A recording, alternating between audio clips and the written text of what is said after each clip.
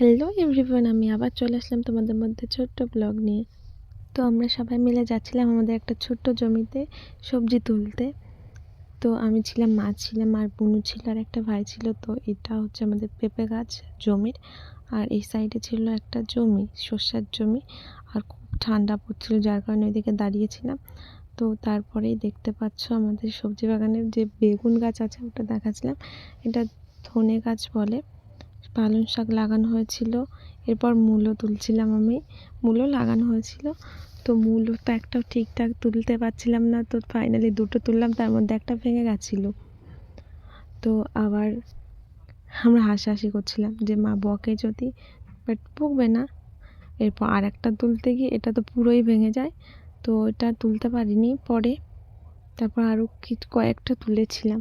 তারপর মা পালং শাক তুলছিল, আর ওই পাশে হচ্ছে বোন একটা মূলো 3 খণ্ড করে ফেলেছে তুলতে গিয়ে। তো আর একটা তুলতে পারছে না। এদিকে মাছ হাসাহাসি করছে ওর দেখে, আর ভাই মূলোটা হারিয়েই ফেলেছে, খুঁজেই পাচ্ছে না। তো দেখো এগুলো মানে এতগুলো সবজি তোলা হয়েছিল।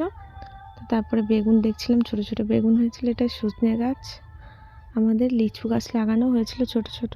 আর এই যে পাশের জমিগুলো অন্য মানুষের, আর আমাদের জমির আখ।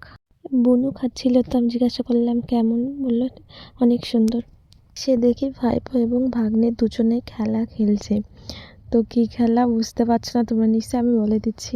তো আমি এসে ওখানে দাঁড়িয়েছি, তো আমাকে বলছে পিপি তুমি ঘুগনি নাও। আর এই যে নীল গেঞ্জি পরেছে ওটা আমার দিদির ছেলে। তো বলছে আমার ভাগ্নে হয় সম্পর্কে, বলছে মিমি ঘুঙ্গি নাও ঘুঙ্গি। তো শুনে না ওরা কি বলছে আসলে অ্যাকচুয়ালি, তো তোমরা শুনে বুঝতে পারবে কি বলতে চাচ্ছে। তো এই নিয়ে আমি হাসাহাসি করছিলাম, দুজনে মিলে খেলা করছিল। যেহেতু বাড়িতে রান্না বান্না করছিল মা, দিদি, বৌদি, তার জন্য আমাকে বললো একটু সামলাতে।